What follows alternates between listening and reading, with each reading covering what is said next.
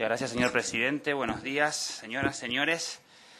Efectivamente, como se dijo, represento a la plataforma PROU. Fue la plataforma catalana encargada de recoger las 180.000 firmas que se tramitaron en una iniciativa legislativa popular para que el 28 de julio del 2010 finalmente en el Parlamento de Cataluña se consiguiera la abolición de las corridas de toros. Fue realmente un espectáculo, digamos, mediático también muy interesante. Saben ustedes que tanto los activistas de los derechos de los animales como las personas que firmaron esta iniciativa, que estaban de acuerdo con ella, pero que no llegaron a firmarla, nos sentimos muy orgullosos. El día 29 de julio esta noticia fue portada del 70% de los periódicos del mundo.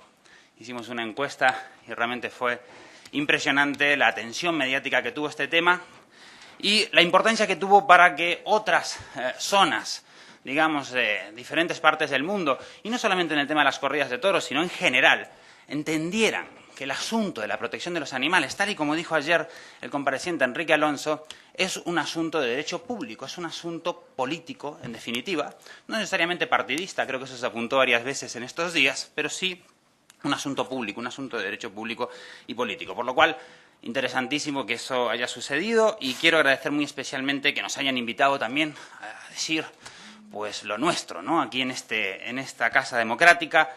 Evidentemente, lo que se está tramitando aquí es una iniciativa legislativa popular que merece todos mis respetos porque creo mucho en la democracia participativa. Creo mucho en que la sociedad civil se implique también en las cuestiones de la política, que haya más acercamientos, que tratemos de evitar ese divorcio que se está generando entre la sociedad civil y el sector político. Y una de las formas de evitarlo probablemente sea pues atender con mejor diligencia las iniciativas legislativas populares. Yo estoy muy de acuerdo con eso y todos mis respetos para la plataforma que juntó las firmas en dos sentidos. Primero, en el sentido de que sé lo difícil que es llevar adelante una iniciativa legislativa popular, el esfuerzo que eso supone, y por otra parte, en especial con estos activistas, porque están luchando contra un combatiente muy duro, que es la época. Evidentemente, las corridas de toros, yo no sé si son buenas o malas, no me gusta entrar en los debates de los buenos o los malos, ¿no? Creo que tenemos que trascender esos debates los humanos en términos generales, pero sí son anacrónicas, eso sí que es un hecho. Entonces, y esto lo quiero comentar desde un punto de vista, vamos a decirlo, sociológico. Ustedes saben que hay dos formas de analizar los hechos sociales, dos grandes formas de analizar los hechos sociales. Una es el análisis diacrónico y otra es el análisis sincrónico. Me va a corregir seguramente el profesor de sociología si cometo algún error en esta línea. Pero básicamente lo que yo creo que el gran desencuentro que podemos llegar a tener los digamos, defensores de las corridas de toros y quienes defendemos, en cambio, su abolición, es esa visibilidad, esa visión. Miren, el análisis diacrónico es aquel que compara un hecho histórico o un hecho consigo mismo a lo largo de la historia. ¿Qué quiere decir? Cuando se habla de las corridas de toros, que yo lo he visto estos días por aquí, se habla, bueno, pues empezaron aquí, luego se reformaron, luego las trataron de prohibir, luego las protegieron, luego las volvieron a reformar, etcétera. Se la compara consigo misma a lo largo de la historia.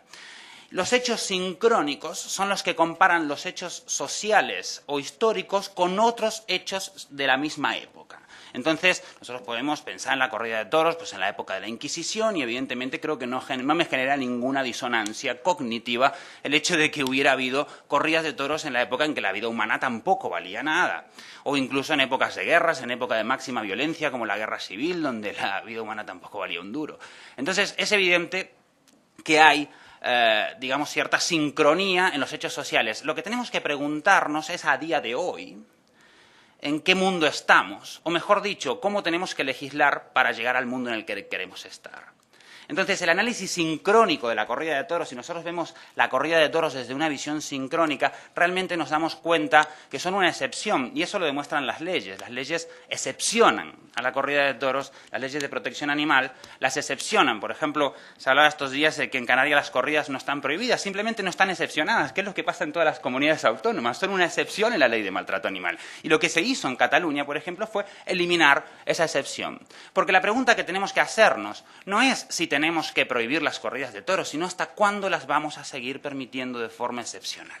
Y esa es la pregunta que tiene que hacerse una sociedad, que la respuesta sea 50 años más, 100 años más. No tengo la menor idea realmente de este punto, pero sí que es un hecho de que son una excepción, por lo cual la pregunta no es si prohibirlas o no prohibirlas, sino si las tenemos que seguir permitiendo. Cada día que pasa que hay una excepción en esa ley, se las sigue permitiendo.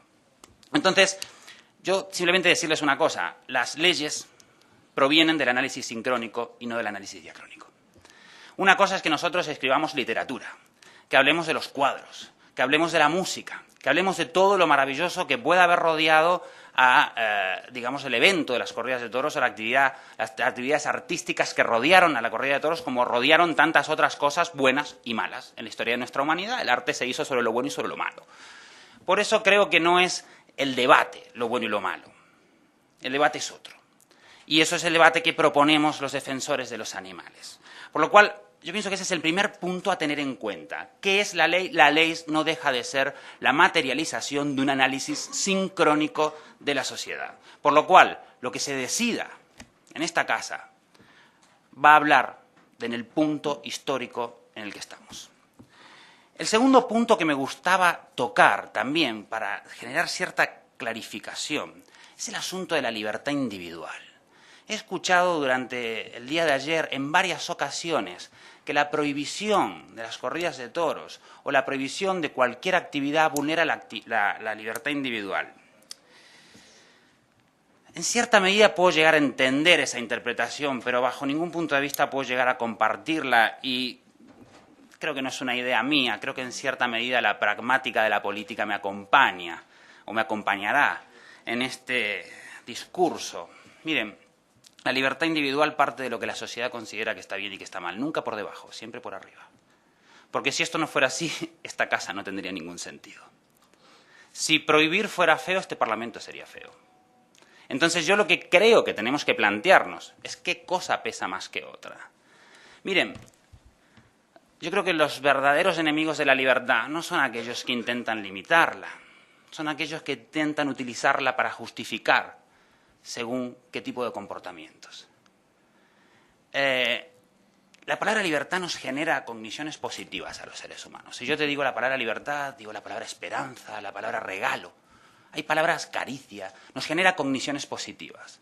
Si yo en cambio te digo la palabra guerra, sangre, muerte, violencia, te genero cogniciones negativas. Esto funciona así. ¿Por qué? Porque las palabras detrás tienen un concepto.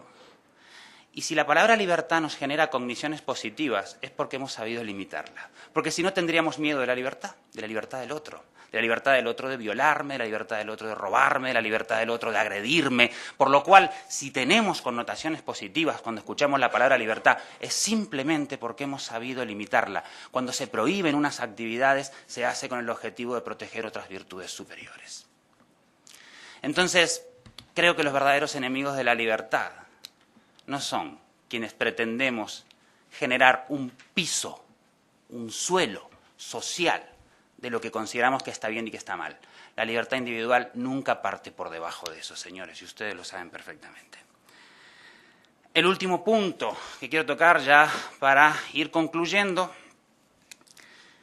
es el asunto de la reconversión del sector taurino. Ayer escuchaba, y esto yo no pensaba traerlo, pero ayer escuchaba al compareciente Enrique Alonso y creo que dijo algo que creo que fue lo mejor que se dijo el día de ayer. Se dijeron muchas cosas muy buenas, pero ayer se dijo una cosa muy buena. Dice, sean capaces, señores, de mantener el toro de Lidia, de mantener la dehesa, de mantener todo el arte que ha girado y gira alrededor de este evento, sin mantener el espectáculo. Y yo pienso que ese es un desafío enorme, muy grande, muy difícil. Pero en definitiva para eso estamos. Entonces, cuando me pongo a pensar, se habló por ejemplo de los puestos de trabajo, yo no sé si las cifras me generan algunas dudas, una cosa que quiero sí pedir abiertamente porque ustedes nos han llamado aquí a nosotros y yo muy humildemente pues hago algunas recomendaciones. Evidentemente la primera recomendación que hago es que se verifique punto por punto los datos de la declaración de motivos de la ley. Yo sé que en la pragmática parlamentaria la declaración de motivos no es más que una formalidad, pero en un sentido filosófico creo que es lo que motiva todo el resto de la ley. como lo dice la palabra. Entonces creo que tiene que ser revisado. Ya ayer quedó bastante claro con las preguntas del señor Chusté que el PIB, por ejemplo, pues no era correcto, ¿no? Lo del 2,4%, y yo creo que lo de los puestos de trabajo me parece que tampoco, por lo cual les pediría que la primera medida que se tome es la corrección de todos esos elementos, se ponga un comité de estudio para verificar que esos datos sean correctos. Entonces, cuando se habló de los puestos de trabajo, pues ahí a mí me interesa entrar en un punto muy importante. Igual que, como dije, con la libertad, creo que la verdadera defensa de los puestos de trabajo no la están ejerciendo quienes quieren mantener a capa y espada, para usar jerga taurina, esta actividad, porque esta actividad se va a acabar de todos modos. Entonces no tiene mucho sentido seguir invirtiendo en mantenerla. Creo que tiene sentido utilizar las mismas subvenciones públicas que se utilizan hoy en día para mantener la actividad del espectáculo, usarlas para reconvertir el sector. Hacer una reconversión asistida del sector y hacerlo de forma tranquila, pausada, estudiada, creando un comité de expertos, estudiando qué empresas se quieren reconvertir, porque muchísimas empresas del sector taurino quieren reconvertirse y salir del negocio, porque realmente, como se estaba diciendo, pues lo están pasando un poco mal. De verdad que no son una excepción en la línea general de lo que va pues esta crisis que estamos viviendo, pero sí que es evidente que se podría hacer. Yo pienso que todas las decisiones que tomemos desde ahora para dentro de un tiempo evitarán que dentro de un tiempo tengamos que tomar las decisiones para ahora. Y toda decisión que se toma para ahora se toma mal y se toma de forma poco estudiada. Y ese quiebre que se puede llegar a generar en este sector, ese quiebre realmente puede ser lo que deje puestos de trabajo en la calle, personas en la calle y empresas quebradas. Yo les quiero decir, sobre todo a las personas que hoy por hoy trabajan en el ámbito taurino, que no tengo nada en contra de ellos, ni mucho menos en contra de los aficionados. Por el amor de Dios, cuando se dice eso, a veces realmente me duelen los oídos. Yo no tengo nada en contra de ellos, tengo en contra de una actividad porque hace sufrir a un animal. Simplemente es eso y porque proyecta la violencia en la sociedad, como muy bien explicaba ayer la señora Baquer. Entonces, evidentemente mi contrariedad es a eso. Por eso les digo a estas personas que viven de este mundo que no se dejen engañar, que esta actividad que se está haciendo, esta pretensión de la defensa del espectáculo es lo que los va a dejar sin trabajo dentro de un tiempo. Que realmente los defensores de los puestos de trabajo lo que tienen que hacer es pensar cómo se reconvierte esto de forma urgente para empezar a trabajar de forma pausada. Para acabar, mil disculpas, le pido si me extendí un poquito más de la cuenta. Para acabar, decirles que estoy pues abierto a todas las preguntas que quieran hacerse. Espero poder estar a la altura de responderlas. Simplemente decirles que urge una revisión de la relación que tenemos los seres humanos con los animales. Hasta mediados del siglo pasado pensábamos que los animales eran cosas, veníamos arrastrando esa visión cartesiana que se quedó sin efecto tras las teorías de Darwin. Y como bien dijo también ayer, vuelvo a citar al señor Alonso, Europa ya no tiene dudas, los animales no son cosas, por lo cual no pueden ser tratados como tales. Necesitamos con una gran urgencia esa revisión. Muchas gracias. Gracias, señor presidente. Compartiremos el tiempo. Intentaré ser lo más breve posible. Muy buenos días, don Leonardo. Bienvenido a esta comisión y muchísimas gracias por su sugerente, créame, intervención. Hombre, yo le pediría que no nos psicoanalizara. Si es posible, si me lo permite. Pero, en fin, hay algunas cosas en las que estoy de acuerdo con usted. Vivimos en un mundo muy contradictorio, es verdad. En España, eliminar una vida humana, dependiendo del momento en el que, pues es un derecho, lo sabe. Vivimos en una sociedad que es, como le digo, contradictoria. Y es verdad que el mundo de los toros es una excepción. También estoy de acuerdo con usted. ¿Y hasta cuándo durará? Usted dice que se va a acabar de todos modos. Yo no sé qué datos tiene usted para poder hacer esa afirmación, porque parece ser que estamos todos fuera de nuestro tiempo, los que somos aficionados a los toros, pero pues durará hasta que quiera el pueblo. Porque esto es una tradición, una fiesta, un espectáculo, un misterio, magia popular, estrictamente popular. Yo le preguntaría, ¿por qué se prohíben los espectáculos taurinos o por qué se prohíben los toros en Cataluña? ¿Cuál es la razón última? ¿Es el sufrimiento ¿por qué entonces se prohíben un tipo de espectáculos y otros no?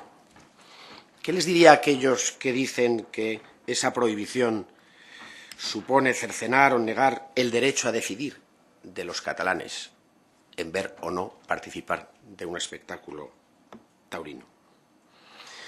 Yo creo que los toros terminarán cuando, efectivamente, esa excepción que supone efectivamente el sacrificio, el sufrimiento de un animal, los valores que transmite la fiesta sean menores del propio valor respeto animal. Hasta entonces. Pero hay una cosa en la que no estoy de acuerdo con usted, sin perjuicio de polemizar, que me encanta, pero usted dice que el mundo de los toros proyecta una violencia que yo no acabo de creerme. Porque mire que vemos en nuestra sociedad actos de violencia, motivaciones que generan como causa. Si usted me dice un solo acto de violencia provocado como motivación por la afición al mundo de los toros, en una persona, frente a otra, no sé. Yo es que creo que hay que limitar a veces esas expresiones, porque me parece que día a día yo, sinceramente, no encuentro que efectivamente eso sea así. En fin, y nada, agradecerle su intervención y decirle que, desde mi punto de vista, yo creo que aquellos que se dedican a prohibir, pues hombre, también son, de alguna manera, aunque a usted no le parezca, enemigos de la libertad. Y sugerencia gracias por su sugerente intervención. Muchas gracias, señor presidente. Bueno, ante todo, pues agradecer al compareciente, al señor Leo Anselmi, que pueda estar hoy con nosotros, agradecer su exposición y también, pues, como compareciente propuesto por el Grupo Mixto y concretamente a iniciativa de Esquerra Republicana, pues decirle que también estamos a su disposición para ayudar en todo lo que sea de menester, ¿no? Yo quería hacer algunas preguntas. El señor Salvador me ha sugerido alguna más en su intervención. La primera es que, oiga, yo sí que le pido que psicoanalice y que lo haga más, porque encontrándose ante gente que disfruta viendo cómo se tortura, cómo se llena de sangre un circo, cómo se mata a un animal, pues esas personas son dignas de ser psicoanalizadas. Por lo tanto, le pido que lo haga más de lo que está haciendo. En segundo lugar, respecto a las diferencias entre diferentes prácticas relacionadas con los bóvidos, tal como nos comentaba el compareciente anterior, señor Zaldívar, yo también creo que hay diferencias notables en los espectáculos en los que se mata al animal y los que no se mata al animal. Matar no es una anécdota, no puede serlo nunca. Y es posiblemente la muerte del animal en los toros, como nos decía el veterinario, lo que produce más dolor en todo el proceso, terrible proceso, al cual se somete al toro de lidia. Y finalmente también agradecerle al señor Salvador, pues, que defienda el derecho a decidir, o que lo mente al menos, una cosa que, como sabe, pues nosotros estamos muy de acuerdo en todos los aspectos, no solo de que un pueblo pueda decidir su futuro o puede decidir si quiere vivir con una fiesta como la de los toros o no, sino también el derecho a decidir de las madres sobre, pues, eso lo que los concierne. Preguntas directas ya al señor Anselmi. Se ha hablado aquí de las ayudas al toreo, se ha llegado a decir en alguna ocasión, incluso ayer, que no había tales ayudas, que no existían las subvenciones. Eso evidentemente es falso. Los mismos ganaderos y promotores del espectáculo reconocen, y lo han reconocido de forma sostenida y repetida, que sin esas ayudas no sería posible la fiesta de los toros. Es evidente de que existen. Quisiera que nos diera algunos ejemplos, que nos cuantificara si puede ser, en la medida de lo posible o parcialmente, pues la fiesta del toreo, si eso afecta a todas las administraciones del Estado español. ¿Por qué el Gobierno español no nos da cifras? ¿Por qué cuando le ofrecemos cifras nos dice que no son ciertas, pero no nos da cifras alternativas a las que damos nosotros? ¿Por qué, en definitiva, no hay transparencia en ese tema en lo que concierne a todas las administraciones españolas, no solo el Gobierno, no solo el Gobierno? Y en último lugar, también le pediría, pues, usted sabe que hemos participado también en estudios sobre las finanzas, sobre las ayudas al toreo, no solo en las administraciones españolas, sino también en lo que se refiere a los estamentos europeos, ¿no? ¿Se ayuda o no se ayuda a la cría, por ejemplo, del toro de Lidia a través de la PAC, de la Política Agraria Común? ¿Sí o no? ¿A través del Fondo Social Europeo? ¿Sí o no? ¿Qué detalles nos puede ofrecer ahí? La misma pregunta. ¿Por qué no hay transparencia? ¿Por qué no se nos explica lo que se dedica? Tengo entendido que hay una iniciativa interesante por parte de eurodiputados que se llama No More Funds, no más fondos para el toreo. ¿En qué situación está esa iniciativa? Y, finalmente, también una iniciativa que yo creo que debe ser comentada aquí, en sede parlamentaria, sobre el Parlamento holandés, que ha aprobado una iniciativa por unanimidad para pedir a los estamentos europeos que dejen de subvencionar la cría del toro de Lidia y el toreo. La pregunta es, ¿puede ser que todo el Parlamento holandés esté equivocado por unanimidad cuando pide la supresión de algo que, según algunos, no existe? ¿Todo el Parlamento holandés está pidiendo algo absurdo, sí o no? Gracias. Muchas gracias, señor Bosch. Muchas gracias, señor presidente. Quería darle la bienvenida al señor Anselmi a esta comisión y agradecerle su comparecencia y su intervención, ¿no?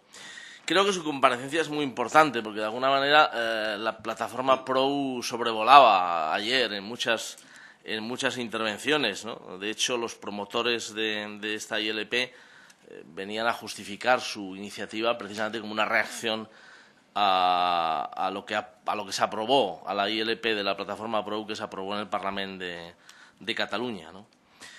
Y también es verdad que entre los objetivos de esa ILP, de esta ILP taurina que debatimos ahora, estaba expresamente, y así lo dijeron sus portavoces hasta tiempos recientes, que volvieran los toros a Cataluña. Esa era una cierta obsesión. Ahora ya no lo dicen. Ayer todos los juristas estaban de acuerdo prácticamente en que era imposible que esta ley pudiera obligar a las autoridades catalanas a autorizar esa excepción para que pudiera haber corridas de toros en su comunidad autónoma. Todos los juristas decían eso y el propio señor Gibert, el portavoz de la Federación de Entidades Taurinas de Cataluña y promotor de la ILP que debatimos ahora, llegó a decir que no le interesaba llevar los toros a Cataluña, con lo cual me dejó bastante perplejo. Yo no sé si los medio millón de firmantes se pueden sentir engañados por esa situación que se constató, que pudimos constatar ayer, porque se les vendió, digamos, un objetivo icónico muy relevante, que es volver los toros a Barcelona, y sin embargo, ayer quedó claro que eso no va a suceder. Me ha resultado especialmente sugerente su propuesta de reconversión, ¿no? La verdad es que también en unas líneas similares se pronunció el señor Alonso ayer, ¿no? Él hacía una cierta comparación con reconversiones industriales, citaba un caso concreto que había pasado por el Consejo de Estado recientemente, no tiene nada que ver, no estoy comparando, pero él citaba el caso concreto de las minas antipersona que están prohibidas internacionalmente, que el Gobierno español tendrá que prohibir su fabricación en España y que se van a encontrar un problema con una industria a la que se obliga a cesar su negocio, ¿no? Entonces, ¿debe ser compensado, no debe ser compensado? ¿Debe haber un esfuerzo por la reconversión del sector? Me consta que en el Reino Unido la caza del zorro primero se prohibió en Escocia, luego se prohibió en Gales y finalmente se prohibió en Inglaterra. Y no me consta que haya habido ningún proceso de reconversión ni que haya habido ayudas públicas para ese sector, que sin duda lo habrán reclamado, ¿no? Pero en todo caso, hay experiencias de hechos similares, ¿no? En todo caso, ciertamente estamos viendo aunque no está amenazado, no está herido de muerte, aunque no está herida de muerte la tauromaquia, como defendía ayer vehementemente el señor Núñez, está claro que la caída del mercado es enorme, muy superior a la caída del mercado propiciada por la crisis. Por lo tanto, propuestas de reconversión, yo tengo la sensación que habrá sectores taurinos que tal vez les resulte interesante. Y ya que está usted aquí, yo creo que sería bueno que aprovechara para desmentir algunas cosas que se dijeron ayer.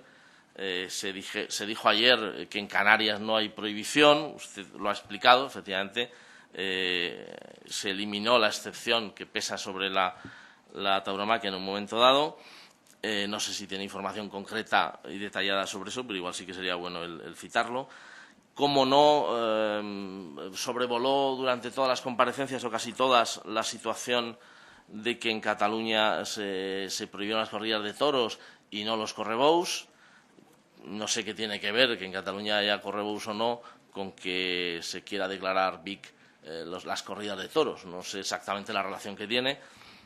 Pero bueno, parece ser que esta ley, en todo caso, por lo que decían unos y otros, no cubría al toro de la Vega o al toro de Medinaceli, en fin, con lo cual no cubría otros festejos taurinos, ¿no?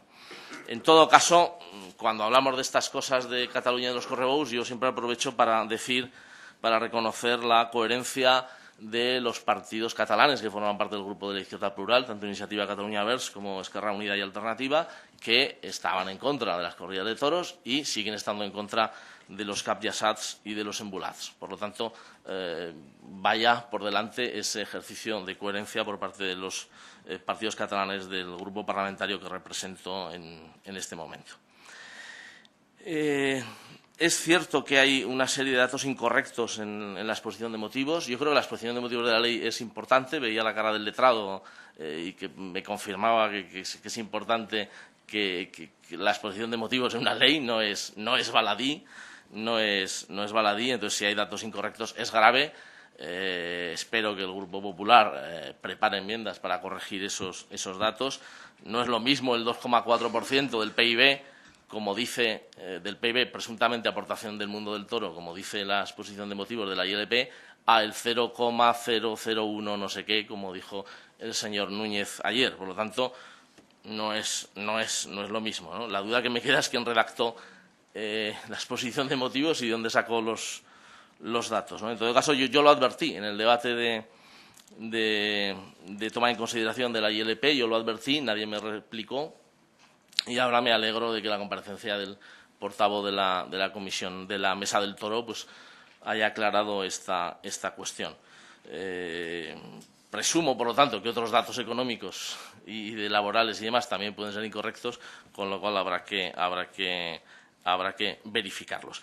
Y finalmente se dijo también ayer en reiteradas ocasiones, en algún caso por algún compareciente y sobre todo por las sucesivas portavoces del Grupo Popular, que en Francia o incluso en Colombia se había aprobado como patrimonio inmaterial de la humanidad, habían pedido a la UNESCO que aprobara la tauromaquia como patrimonio inmaterial de la humanidad. Bueno, yo sé que usted colabora con la Fundación Franz Weber, que es en estos momentos partner, colaboradora estrecha de la UNESCO. Sé que conoce muy bien cómo funcionan este tipo de organismos internacionales y me gustaría que pudiera aclarar si es verdad eso que se dijo reiteradamente ayer o no es verdad y pudiera desmentirlo. Muchas gracias. Muchas gracias, señor presidente. Señor Anselmi, benvingut a aquesta comissió. Muchas gracias por acompañarnos y por la magnífica exposición que ha realizado en nombre de la plataforma PROU. Tengo también que felicitarle por su intervención. Tengo que decirle que me ha parecido muy sugerente algunas de las cosas que ha expuesto. Por ejemplo, cuando hablaba del análisis sincrónico, que tengo que reconocer que esta portavoz desconocía, al contrario que seguro mis compañeros tanto del Partido Socialista como del Partido Popular, ambos sociólogos, por lo tanto, ellos conocedores de la materia de bien seguro. No obstante, aunque esta portavoz desconociera este análisis, Sí que le tengo que decir que ayer, a lo largo de nuestra intervención con distintos de los comparecientes, ya formulábamos también esta reflexión a modo de pregunta. A algunos de ellos, nosotros que hicimos, le preguntamos si creía que la cultura era un concepto inamovible o bien era un concepto permeable en el tiempo, permeable a las leyes, si el legislador tenía esa capacidad de definir en determinados momentos, en determinadas circunstancias, lo que suponía, lo que era cultura. Y lo preguntábamos precisamente porque teníamos el convencimiento de que ello era así, de que nosotros, legisladores, podemos definir en determinados supuestos lo que es cultura en un determinado momento.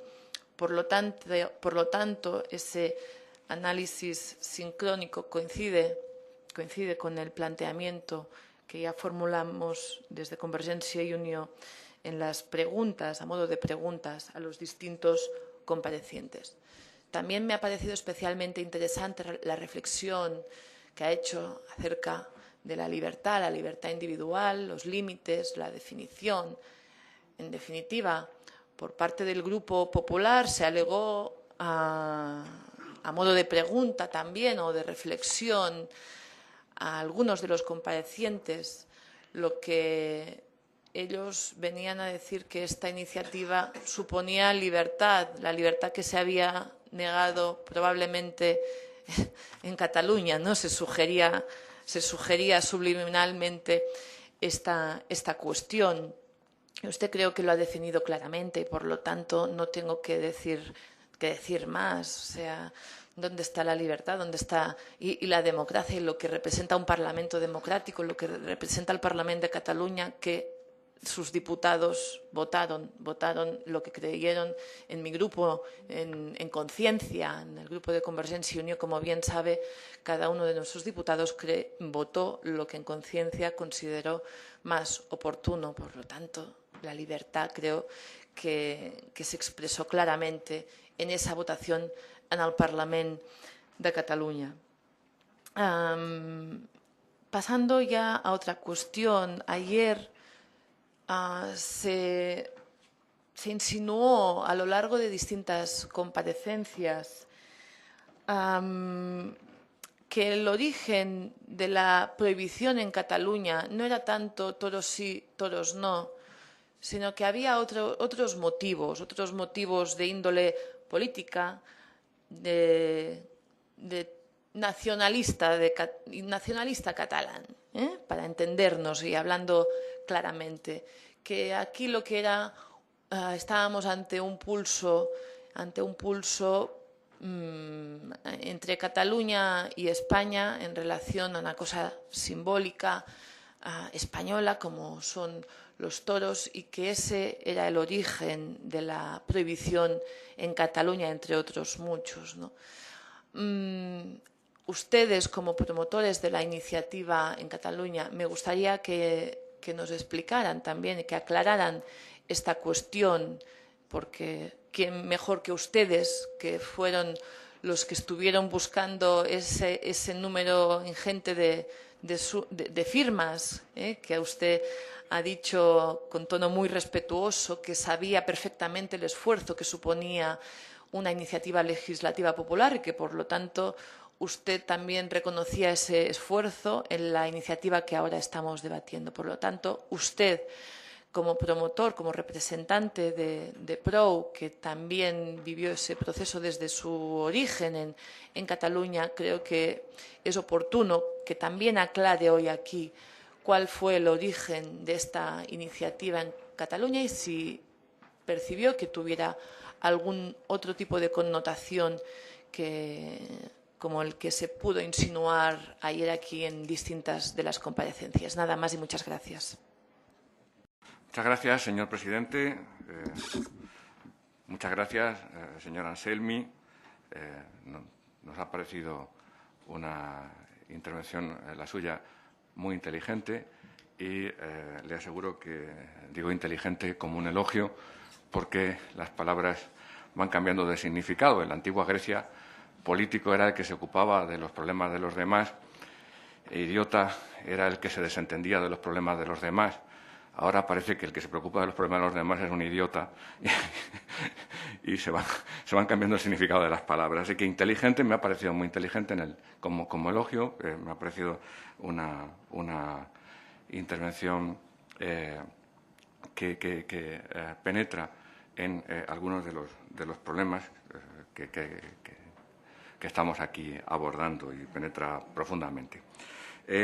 Yo creo que nos estamos enfrentando a dos ejes.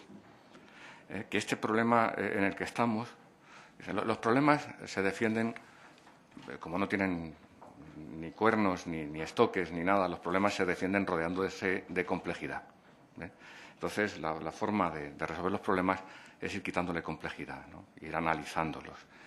Y yo creo que aquí nos encontramos frente a un problema que tiene como dos ejes fundamentales, aunque hay otros más pequeños o menos importantes, menos esenciales. Un eje es sin duda el de la conciencia ecológica, la conciencia animalista, la conciencia...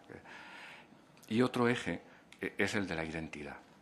El de la identidad de un país, de un pueblo, de una nación, de una gente. Yo desconfío mucho del segundo eje. Me parece un eje peligroso. Fíjese, yo no sé lo que es usted profesionalmente, pero si usted no es psicoanalista, por favor, no nos psicoanalice, porque los argentinos, yo conozco a muchos, unos son psicoanalistas y la mayoría no son psicoanalistas. La mayoría tienen otras profesiones. No creo que sea bueno utilizar etiquetas identitarias con respecto a las personas o con respecto a los pueblos. Y el tema de los toros se complica introduciendo etiquetas identitarias. Es mi opinión. Y creo que, y de eso le quería preguntar, si usted está en una batalla por una causa que desde mi punto de vista es legítima y es noble, como también creo que es legítima y noble la causa de quienes piensan lo contrario. Otra cosa es lo que nosotros aquí finalmente legislemos, decidamos y hagamos, que espero que sea lo más conveniente para un país pues que tiene personas que sienten y que piensan de forma muy diversa y que conviven juntas y que a nosotros nos toca articular esa convivencia. Pero sí, me gustaría que me dijera hasta qué punto, digamos, esa mezcla, porque le estamos preguntando todos de una manera o de otra, de lo ecológico y lo identitario, le favorece a su causa o la perjudica. Y hasta qué punto, digamos, su propia estrategia inicial de iniciar por un territorio, cuando la situación la tenemos en todo el país, es la misma situación, muy parecida. Con proporciones, yo las he estado analizando, con proporciones que en un caso pueden estar un poco más en un sentido y en otros casos socialmente pueden estar en otro sentido, pero que no son proporciones tan abismales como para que en un caso se pueda entender que son absolutamente minoritarias y que no existen. Es decir, que aquí, en cualquier territorio de la península, exceptuando obviamente pues quizá Galicia y la zona, digamos, menos mediterránea, en cualquier territorio, digamos, hay una proporción importante de personas que estarían a favor de la prohibición y personas que están a favor de que se mantenga la fiesta, en términos suficientemente relevantes como para que uno, digamos, toque el tema con mucho cuidado, porque hay personas que sienten y que tienen opiniones muy distintas conviviendo, y muchas personas en cada caso, ¿no? Entonces, me preocupa ese tema, ¿no?, de cómo lo ve usted, y por otro lado, también me interesa, si usted analizaba cómo va evolucionando la conciencia de la gente ante los animales, me interesa hasta qué punto, digamos, determinadas acciones que, por supuesto, para quien está identificado con una sensibilidad animalista, pues decir que son prematuras es una ofensa, pero que respecto al grado de maduración de la sociedad pues pueden parecer prematuras, hasta qué punto, digamos, determinados comportamientos prematuros no pueden tener unos efectos perversos que signifiquen que, digamos, se obtenga el resultado contrario, y es que tomen fuerza posiciones que son exactamente las contrarias. No sé, quiero que me haga usted una reflexión sobre su propia lucha, su propio combate. Entre otras cosas, porque hay una cosa que me inquieta, ¿no? Y es que... Le ruego vaya abreviando. Acabo inmediatamente, señor presidente. Hay una cosa que me inquieta, ¿no? Y es que, insisto, con el tema de la identidad. Y es que yo he visto decir cosas a personas que no las hubieran dicho jamás como hijos de una familia rica, pero que sí las dicen como hijos de un territorio o de una comunidad rica. Lo que uno no diría como hijo de una familia rica, lo puede llegar a decir, digamos, como hijo de una nación rica. Entonces, lo que uno no haría en su conciencia moral, individualmente, lo puede terminar haciendo en su conciencia colectiva, porque yo sí creo que los toros son cultura. Y lo creo en la manera en que yo estoy formado, que es como un científico social. Lo creo desde la antropología, como cualquier antropólogo lo creería, aunque entiendo perfectamente que un biólogo probablemente diría, eso no es cultura. Pero, desde mi punto de vista, uno puede digamos, valorar las culturas positiva o negativamente, pero son culturas. Aunque ahí piense que determinadas sociedades, eso no es cultura, pues no, esa es la cultura de esa sociedad, ¿no? Entonces, le hago esta reflexión porque me gustaría ver su reflexión especular y, finalmente, cuáles son, porque creo que su intervención es muy inteligente, que su respuesta es inteligente, cuáles son las líneas rojas para ustedes de la ILP que estamos evaluando en el Congreso. ¿Cuáles son? Para Covaleda. Muchas gracias, señor presidente. Señor Anselmi, bienvenido a esta comisión, y también quiero agradecerle su intervención desde el Grupo Popular.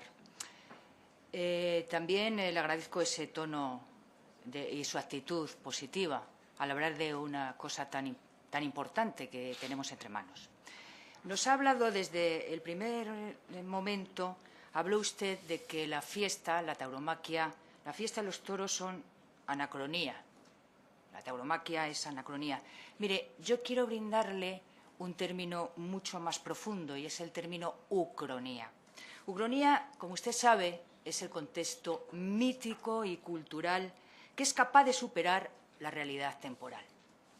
Y en ese contexto está la fiesta y la tauromaquia.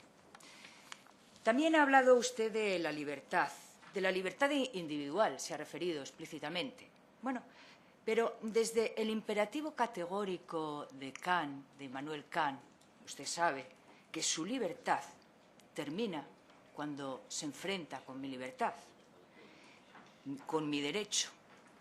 Termina cuando se enfrenta con mi respeto, el respeto como aficionada, a mi amor a la tauromaquia, que considero, la considero un arte y cultura al mismo tiempo. Pero fíjese, usted que ha nacido en Argentina, allí, bueno, pues no hay una gran tradición taurina, como en el caso de otros países de Hispanoamérica, como es el caso de México, Colombia, Venezuela, Perú, Ecuador. Y es que para comprender este espectáculo o manifestación artística tan compleja como es la tauromaquia, se necesita una iniciación o formación que normalmente tiene lugar a edades muy tempranas. No quiero entrar otra vez en la polémica. Y si es imprescindible la iniciación en todo arte para poder apreciar su alcance y su valor y su estética, cuanto más en el arte taurino, en el que confluyen múltiples factores para poder llegar a cultivar la sensibilidad precisa. Porque es necesario conocer la gran riqueza simbólica de donde parte para poder realizar un juicio certero del mismo. Y más que enfrentamiento, más que diferencia y distancia entre su planteamiento ecologista y sociológico, por una parte, y el arte taurino, permítame que llegue a los puntos de confluencia entre su planteamiento, entre su filosofía ecologista y la estética profunda del arte taurino. ¿Y cuáles serían estas confluencias? Bueno, pues ambas disciplinas coinciden en reivindicar la defensa de la naturaleza y del campo, desde la civilización artificial y sofisticada, donde la humanidad de hoy en día se deshumaniza. La humanidad en este ámbito y laberinto ciudadano ha roto el cordón umbilical que le unía al cosmos y a la Tierra, a la Madre Tierra. Mire, el simbolismo más profundo de la estética taurina vendría a reivindicar esta necesidad de retorno a la naturaleza y al campo que esta sociedad está rompiendo, esa relación con el campo tan esencial.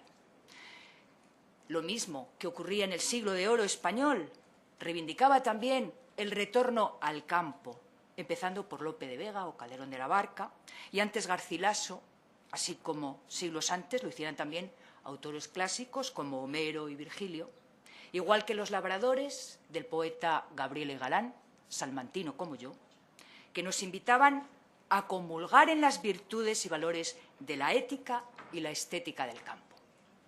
La tauromaquia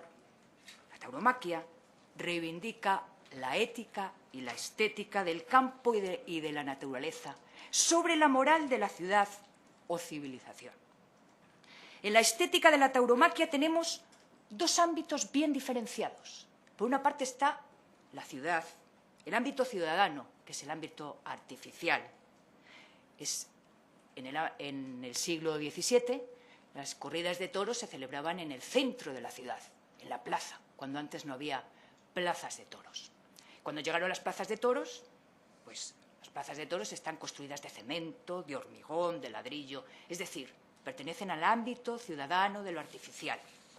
Por otra parte, en segundo lugar, tenemos el ámbito ciudadano y el ámbito natural del campo. Y hace referencia al toro como símbolo del campo. El toro que llega a la ciudad, el toro criado entre robles, entre encinas centenarias, entre los trigos y los cereales, entre los frutos más nobles del campo. El toro es el símbolo de la pureza del campo. Y llega a la ciudad como emblema o la divisa del campo para mostrar al hombre ciudadano, a la humanidad ciudadana, lo que ha perdido en su proceso civilizador. No olvidemos que civilización etimológicamente viene de ciudad y, sin embargo, cultura viene de coleo, etimológicamente, como decía Catón el Viejo, que significa cultivo, cultivo de la tierra. Y llega el toro a la ciudad con toda la nobleza del campo y la bravura cósmica, bravura que es valor y valentía. Y llega el toro como el espejo de la humanidad ideal, de esa humanidad que hemos perdido, que hemos dejado de ser. Y llega a la ciudad para invitarnos a ser lo que él es, noble y valiente de corazón. Y es que en este proceso civilizador y materialista hemos dejado de ser auténticos. Hemos perdido la inocencia de los trigos y el valor para mantener en pie esa nobleza en el centro del ruedo hasta el último instante de nuestra vida, como lo hace el toro bravo. El toro es el símbolo del campo, pero es también un espejo ético de humanidad. La tauromaquia, etimológicamente, viene de tauromaquia, donde maquia, como usted sabe, es lucha. Lidia también es litigio. Pero lo que se pretende en la estética más profunda del toreo, del arte taurino, es llegar a la unidad, a la integridad. Al principio hay una dualidad entre el hombre y el toro, pero en el transcurso de la lidia, y gracias al temple y a los pases hondos, circulares, templados, voy terminando. Gracias, señor presidente. Sí. Lo que se pretende es llegar a esa unidad, a esa empatía. De aquí el mito del Minotauro.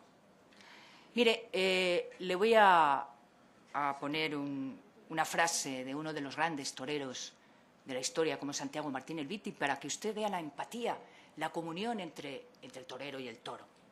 Dice Santiago Martín el Viti: gracias al toro he aprendido a ser un poco más humano en la vida. Gracias al toro he sabido valorar mis ancestros y potenciar el origen de mi persona. ¿Usted considera que estas palabras tan sentidas son una manifestación de crueldad respecto al toro? ¿Usted cree eso? ¿O son realmente el convertir al toro en un ser admirable, un ser que es capaz de transmitir el ideal de humanidad?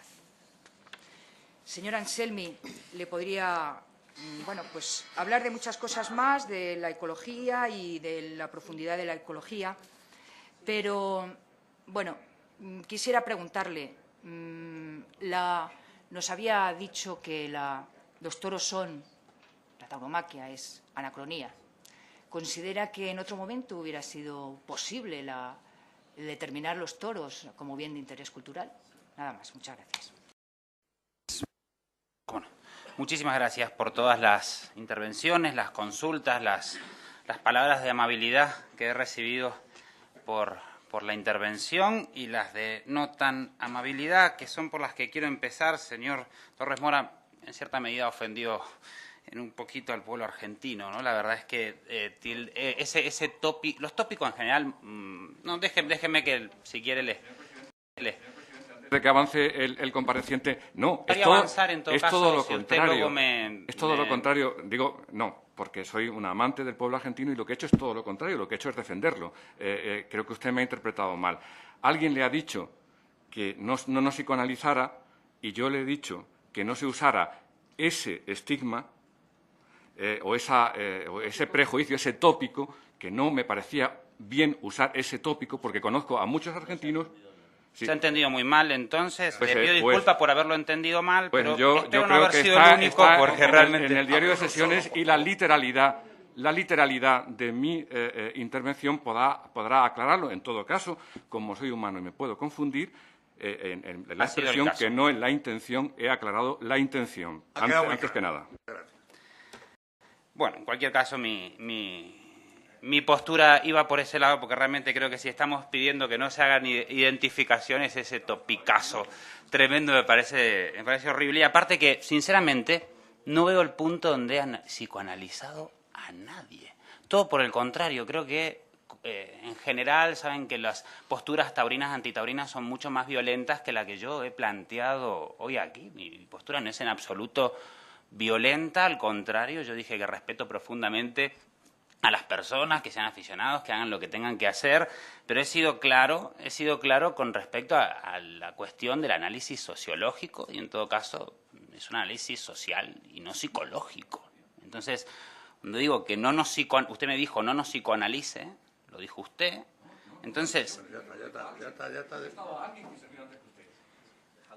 ya lo veremos. Bueno, en definitiva, voy a agrupar un poco muchas consultas que se han hecho, porque evidentemente creo que hay una serie de consultas que son iguales, aunque también estimo que no todos los grupos esperen probablemente la misma respuesta. Pero bueno, es cierto que esto se ha consultado.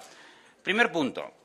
Sí que es verdad, señor Juste, se ha dicho muchísimo lo de Francia el día de ayer. Yo una cosa que quiero decir con respecto a lo de Francia, antes que nada, el señor Núñez dijo que el modelo de Francia era envidiable. Para nosotros también. Solo el 7% del territorio francés permite las corridas de toros. En el 93% restante son un delito. Nos encantaría ese modelo para empezar. Para seguir, decirles que tengo una carta de Frédéric Mitterrand, que fue ministro de Cultura y Comunicación del año 2009 al 2012, que en noviembre de 2011 dice: el gobierno francés no piensa apoyar la candidatura de la corrida como patrimonio cultural inmaterial de la UNESCO. La clasificación como patrimonio inmaterial francés es una gestión fundada en la única existencia de hecho de estos elementos y no constituye en absoluto reconocimiento por parte del Estado, ni promoción, ni se le otorga un valor particular. Que quede claro, porque esto se ha repetido de forma falaz tantas veces, tantas veces. O sea, ¿qué necesidad hay de mentir y manipular? Francia no declaró los toros Vic y no ha pedido nada a la UNESCO ni lo va a pedir. Y lo otro que se dijo también sobre respecto a Colombia, que también me parece que tenemos que aflojar con el tema de las mentiras, pero acá hay un punto muy importante. La Comisión de Trabajo para el Fomento de la Protección de la Tauromaquia, que ha convocado justamente este gobierno para asesorar a la administración, especialmente al ministro, dice textualmente, lo pueden revisar ustedes, está colgado en Internet, en Colombia su ley de patrimonio inmaterial prohíbe proteger las fiestas en las que se maltratan animales. Es más, hay una sentencia colombiana, la sentencia 666, que justamente está diciendo que las corridas de toros deben ser limitadas al máximo posible.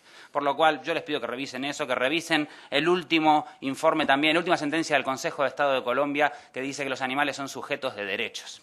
Por lo cual, y les recuerdo también que las corridas de toros en Bogotá están prohibidas desde el año pasado, como también en muchas zonas de la parte del Quindío y como también una gran lucha que se está dando en la zona de Antioquia, por lo cual poner a Latinoamérica como ejemplo, no sé si les conviene demasiado, teniendo en cuenta que, por ejemplo, también 119 cantones del Ecuador prohibieron las corridas de toros en el año 2011, cuando el estado de Sonora en México también las prohibió y 7 municipios mexicanos las prohibieron en los últimos meses, por lo cual también en Perú hay dos zonas, una es Concepción, la otra no me acuerdo el nombre, que también lo han prohibido. La entrada de menores está prohibida en todo el Ecuador, en casi todo las zonas donde se hacen corridas de toros en Venezuela, a excepción de Valencia. Por lo cual, quiero decirles que la situación de las corridas de toros en Latinoamérica probablemente no es para poner como ejemplo, y creería yo que la de Francia tampoco, aunque, vuelvo a decir, estamos dispuestos a negociar que solo el 7% la siga permitiendo.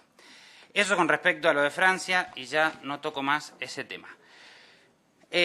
Con respecto a lo de la UNESCO, efectivamente, la Fundación Franz Weber, con la que tengo el honor de colaborar, es partner de la UNESCO en un sentido muy claro, que fue el Fondo de Ayudas de Respuesta Rápida para las Catástrofes Naturales, para ayudar a la naturaleza en catástrofes naturales, y además por la reserva en Camerún de un animal, específicamente el chat, que tiene un riesgo de extinción y por eso estamos trabajando ahí.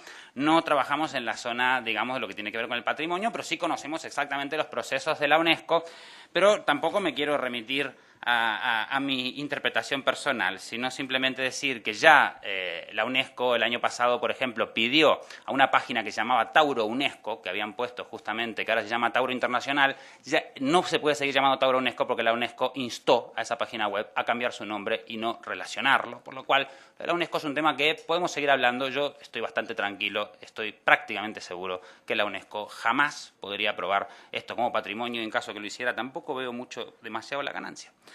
Bueno, siguiendo por las preguntas que se me hacen, señor Salvador, usted dijo una cosa que a mí me encantó, de la contradicción. Usted habla de la contradicción de las sociedades. Yo pienso que la contradicción es un acto de valentía. Lo fácil es decantarse de un lado o del otro. La contradicción, como decía Nietzsche, es lo que nos hace que nuestros cerebros se desarrollen constantemente y tendamos a la evolución. Soy favorable a la contradicción, pero contradicción tenemos muchas otras aparte de la tauromaquia. Y algunas las podemos ir eliminando en la medida que vamos conociendo, en la medida que vamos avanzando en el conocimiento científico. Entonces es evidente que hoy tuvimos una ponencia bastante clarificadora con respecto a la cuestión científica y a partir de ahí probablemente podamos tomar una decisión para eliminar algunas de nuestras contradicciones y sigamos teniendo algunas otras. Cuando yo hablo de que se acabará no tengo ninguna prueba, no soy ni futurista, ni futurólogo, ni nada que se le parezca en este sentido, pero como le decía, creo que hemos puesto algunos ejemplos, como pasó con la Casa del Zorro en Inglaterra, que era una tradición del país donde yo vengo, que se mencionó bastante. También antes teníamos un juego que se llamaba El Pato, que era un juego que nos tirábamos un pato de un lado al otro, el pato acababa reventado, y hace aproximadamente unos 80 años se reemplazó por un balón, por una pelota de goma, por lo cual pienso que se pueden hacer cosas en ese sentido y es nuestro deporte nacional, el pato es nuestro deporte nacional. Bien, con respecto a lo que se planteaba de Cataluña, aquí sí que me extiendo un pelín más porque creo que esa pregunta se hizo desde prácticamente todos los grupos. Y no sé si todos esperan la misma respuesta, pero yo voy a dar una que carece de todo tipo de subjetividad. Simplemente me voy a dedicar a dar información. Yo sé que lo que se escuchó de este lado con respecto al asunto de Cataluña es que por razones nacionalistas esto se votó de la manera que se votó o se llevó de la manera que se llevó. Mire, para empezar, decirle que fui el portavoz y enlace político de esa plataforma y decirle que el texto de la ILP lo hicimos nosotros. No lo hizo ningún parlamento, ni ningún grupo político, ni nada por el estilo. Lo hicimos el Movimiento de los Derechos de los Animales catalán. Por lo cual, lo que estaba metido o no metido es una responsabilidad del Movimiento de los Derechos de los Animales catalán. Y simplemente los diputados se limitaron a votar lo que allí estaba. Ustedes saben que aparte de la diferencia que existe con las iniciativas legislativas populares en la reglamentación catalana es que nosotros teníamos la capacidad de retirarla cuando creyéramos que no iba en el sentido que habíamos propuesto en aquel momento, por lo cual la plataforma PROU seguía siendo dueña hasta el último minuto de esa ILP y la podríamos haber retirado. Entonces, contarles una anécdota que salió muy poquito.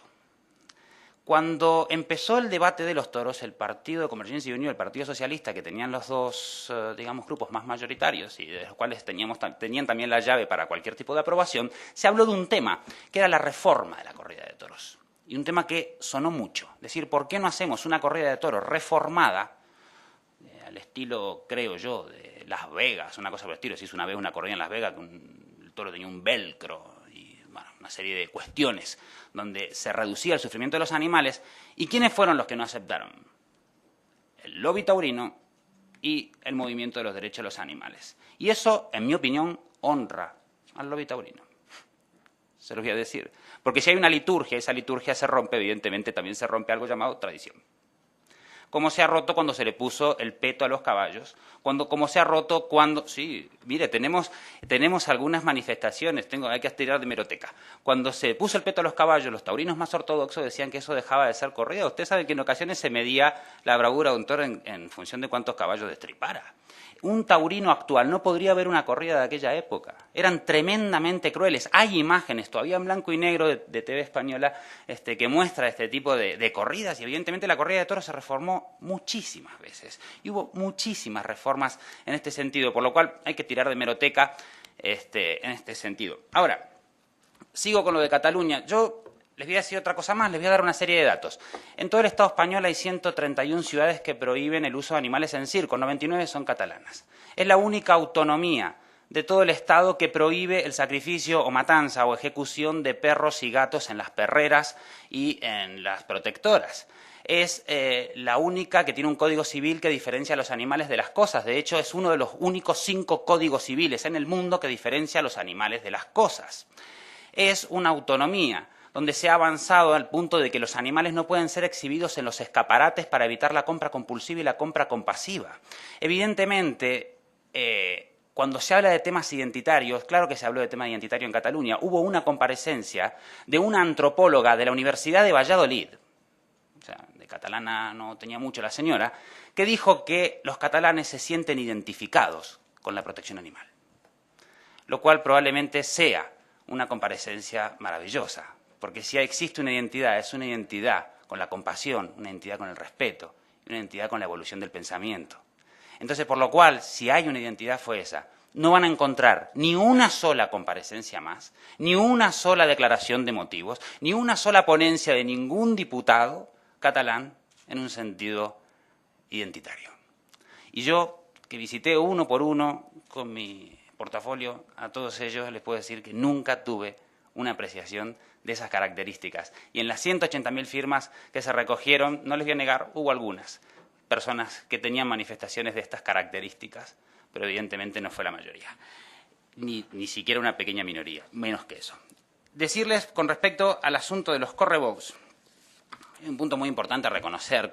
¿Qué pasó con los correbous? Decían, no se prohibieron los correbous, tampoco se prohibieron los circos con animales, tampoco se prohibió la caza, tampoco se prohibieron los zoológicos. Muchas actividades que hacemos y nos divertimos a base del sufrimiento innecesario de los animales tampoco se prohibieron. Cuando nosotros decidimos llevar esa iniciativa legislativa popular, nuestra base jurídica era o llevamos todo lo que sea animales en espectáculos y con objetivos de diversión, o llevamos aquel que está un poco más rechazado que el resto, y evidentemente la corrida de toros tiene más rechazo, y para mí es por su sinceridad, simplemente eso. Yo pienso que si la gente viera lo que le pasa a los animales en la trastienda de los circos, evidentemente también estaría en contra. Pero evidentemente la plástica sangrienta de la corrida de toros hace que tenga bastante más rechazo. Entonces, decirles simplemente que la ley que se aprobó de los correbous no es un blindaje, señores. Las leyes no blindan. O sea, usar la palabra blindaje a mí en democracia me aterra, ¿eh? Me aterra la palabra blindaje en un Estado democrático. Les voy a decir más, esa ley pasó de ser un manual de buenas prácticas, era un manual de buenas prácticas que daba una serie de recomendaciones. Cuando esas recomendaciones no se cumplían, nosotros podíamos coserlos a denuncias que nos las archivaban absolutamente todas porque no eran vinculantes. Ese manual de buenas prácticas se pasó a vinculante, se limitaron los correveus territorialmente, se limitaron los correveus temporalmente. El silencio en las respuestas administrativas ante los permisos ahora no es positivo, ahora es negativo. Antes era positivo el silencio administrativo ante los permisos. Se han puesto una serie de medidas, perdónenme que leo solamente 3 o 4. Las bolas encendidas no pueden pasar más de 15 minutos. Antes pasaban mucho más de 15 minutos. Se pueden hacer este tipo de espectáculos del embolado solamente cuando la situación climática es menos calurosa. El animal debe ser retirado si da evidentes indicios de agotamiento o si se detectan lesiones. Hay prohibiciones y objeciones individuales. La participación en el espectáculo de menores de 14 años, prohibida completamente. Prácticas contra los animales que les provoquen daños están penalizadas. Todo eso no lo teníamos antes. Los correveus están más regulados que nunca. Y les voy a decir una cosa. Si en algún momento algo se quiere prohibir, primero se tiene que regular. Siempre ha sido así. Entonces, evidentemente, este era el paso más lógico que tenía que darse. ¿Para mí es suficiente? No. Para mí, a título personal, no es suficiente prácticamente nada de lo que hacemos con los animales. Pero evidentemente es un paso. Voy a terminar, sí, ya quiero responder algunas cositas más, así como bastante importantes. El tema de las subvenciones, rapidísimo, le cuento, señor Bosch, sí, la campaña No More Funds, yo les sugiero que entren, que vean, son iniciativas de eurodiputados que están pidiendo que se deje de subvencionar. Pero en el día de ayer se dijo varias veces que acá no hay un duro, que esto no se subvenciona. Yo aporto unos datos solamente del 2013, rapiditos, algunos son de prensa. Primero, administración municipal, pongo un ejemplo solo, para no extenderme mucho. Se critica que se destinen 1,3 millones de euros a la Feria de Santiago y eso se dedique al fomento del empleo joven. Luego esto se los dijo en Santander. Luego, iniciativa tilda de indecente que la Diputación aporte más dinero a la Escuela Taurina. Esto es en Levante, 250.000 euros a la Escuela Taurina. El PSOE de la Diputación critica que el PP se gaste más de 1 millón de euros en un museo taurino. Esto es en Málaga. Luego tenemos el tema autonómico ahora. Vamos a pasar a la autonomía. La Comunidad de Madrid, 2.520.000 euros destinados a la tauromaquia. A nivel de presupuesto, 3.366.000 euros que entran en presupuesto destinados a actividades taurinas.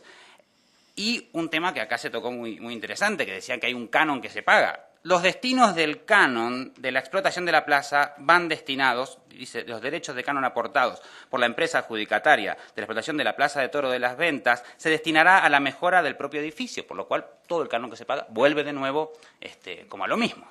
Esto es interesantísimo. Seguimos, ya acabo. El 21 de marzo del 2013, Boletín Oficial del Estado. Tienen un montón de ítems, 190.000, 56.000, 60.000, 77.000, 15.000. Sumen ustedes mismos todo esto. Por último, solicitud de informes por parte del señor Jean-Josep Nuet y Pujals. Y entonces, aquí donde se reconoce, dice, bueno, importes concedidos a las asociaciones de criadores de toro de lidia que gestionan la raza de bovina de toro de lidia, 7,5 millones. Radio Televisión Española, 7 millones, también, en una respuesta pública que se ha hecho. Yo quiero decir que sigamos manejándonos con cierto criterio. Creo que no tengo muchísimo más tiempo para poder responder, solo quería reservarme este último minuto para comentarles que nosotros, el movimiento de los derechos de los animales, es un movimiento social y no una quietud social. Por lo cual, a toda acción, como se dijo en estos días, se le concede el derecho a reacción. Y el Movimiento de los Derechos de los Animales ha puesto en marcha una iniciativa legislativa popular de coordinaciones autonómicas que va a traer a esta Casa Democrática dentro de unos años. A partir de, se llama Pan y Toros, pueden encontrarlo en panitoros.es o pueden encontrarlo en el Facebook o en el Twitter para saber de qué se trata. Todas las autonomías estamos trabajando, estamos coordinándonos para hablar de este tema y para saber cuál va a ser la reacción. La postura es muy clara. Todo lo que se apruebe aquí será derogado.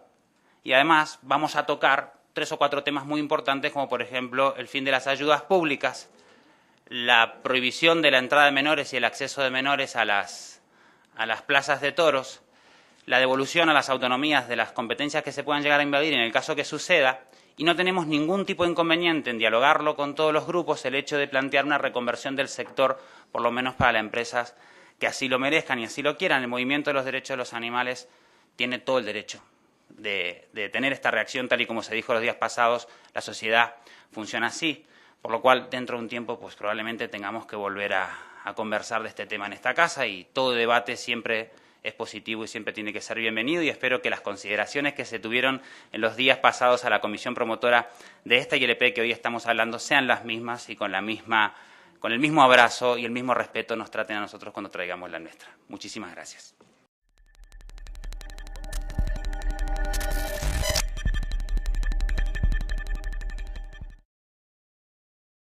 Evidentemente, lo que se está tramitando aquí es una iniciativa legislativa popular que merece todo mi respeto, porque creo mucho en la democracia participativa. Creo mucho en que la sociedad civil se implique también en las cuestiones de la política, que haya más acercamientos, que tratemos de evitar ese divorcio que se está generando entre la sociedad civil y el sector político. Y una de las formas de evitarlo probablemente sea pues atender con mejor diligencia las iniciativas legislativas populares. Yo estoy muy de acuerdo con eso, y todos mis respetos para la plataforma que juntó las firmas en dos sentidos. Primero, en el sentido de que sé lo difícil que es llevar adelante una iniciativa legislativa popular, el esfuerzo que eso supone, y por otra parte, en especial con estos activistas, porque están luchando contra un combatiente muy duro, que es la época. Evidentemente, las corridas de toros, yo no sé si son buenas o malas, no me gusta entrar en los debates de los buenos o los malos, ¿no? Creo que tenemos que trascender esos debates los humanos en términos generales, pero sí son anacrónicas, eso sí que es un hecho. Entonces, y esto lo quiero comentar desde un punto de vista, vamos a decirlo, sociológico. Ustedes saben que hay dos formas de analizar los hechos sociales, dos grandes formas de analizar los hechos sociales. Una es el análisis diacrónico y otra es el análisis sincrónico. Me va a corregir seguramente el profesor de sociología si cometo algún error en esta línea. Pero básicamente lo que yo creo que el gran desencuentro que podemos llegar a tener los digamos, defensores de las corridas de toros y quienes defendemos, en cambio, su abolición, es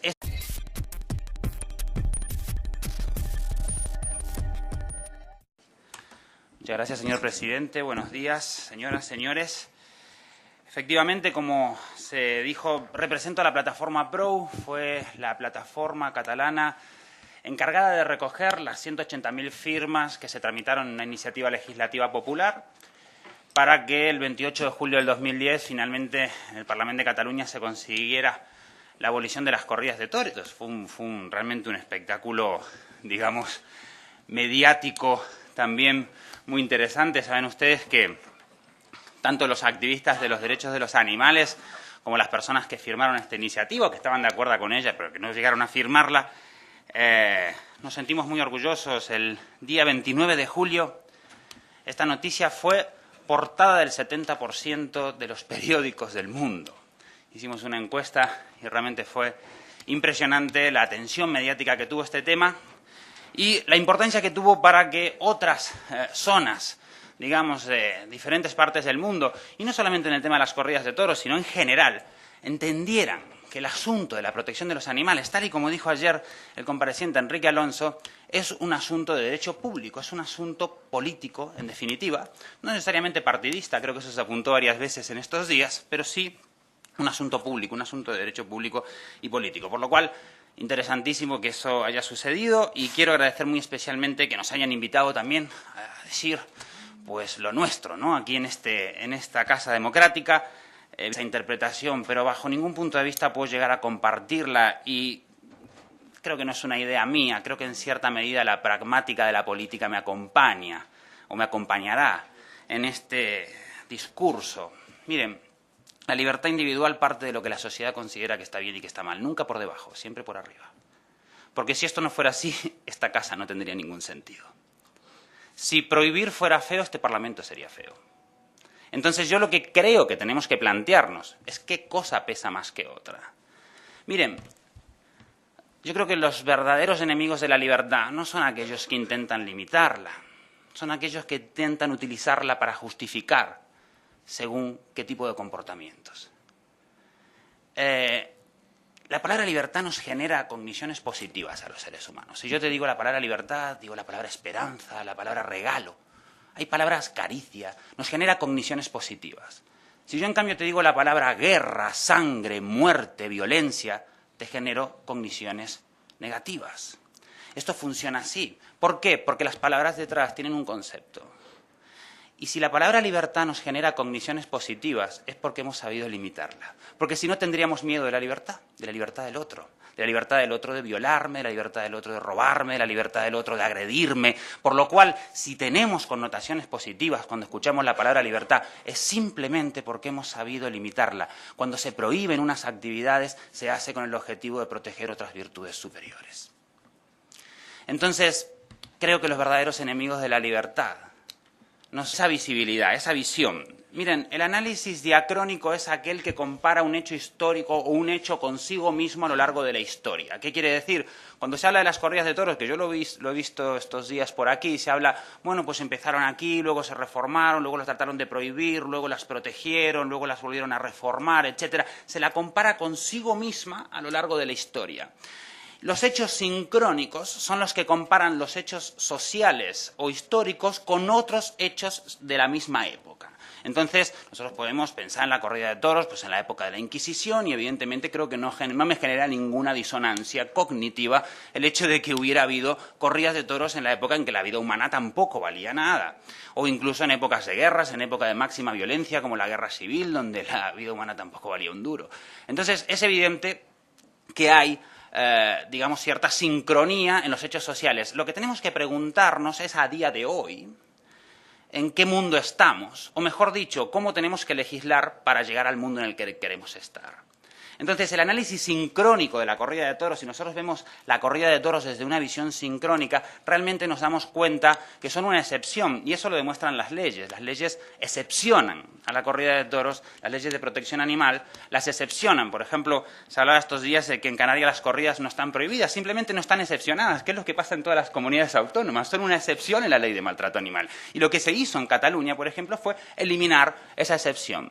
Porque la pregunta que tenemos que hacernos no es si tenemos que prohibir las corridas de toros, sino hasta cuándo las vamos a seguir permitiendo de forma excepcional. Y esa es la pregunta que tiene que hacerse una sociedad, que la respuesta sea 50 años más, 100 años más. No tengo la menor idea realmente de este punto, pero sí que es un hecho de que son una excepción, por lo cual la pregunta no es si prohibirlas o no prohibirlas, sino si las tenemos que seguir permitiendo. Cada día que pasa que hay una excepción en esa ley, se las sigue permitiendo.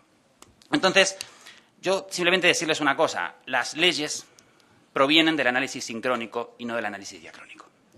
Una cosa es que nosotros escribamos literatura, que hablemos de los cuadros, que hablemos de la música, que hablemos de todo lo maravilloso que pueda haber rodeado a, digamos, el evento de las corridas de toros o las actividades artísticas que rodearon a la corrida de toros, como rodearon tantas otras cosas buenas y malas. En la historia de nuestra humanidad, el arte se hizo sobre lo bueno y sobre lo malo. Por eso creo que no es el debate, lo bueno y lo malo. El debate es otro. Y eso es el debate que proponemos los defensores de los animales.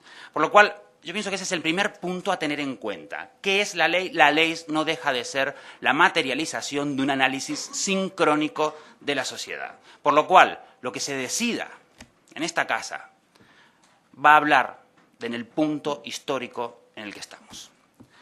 El segundo punto que me gustaba tocar también para generar cierta clarificación es el asunto de la libertad individual.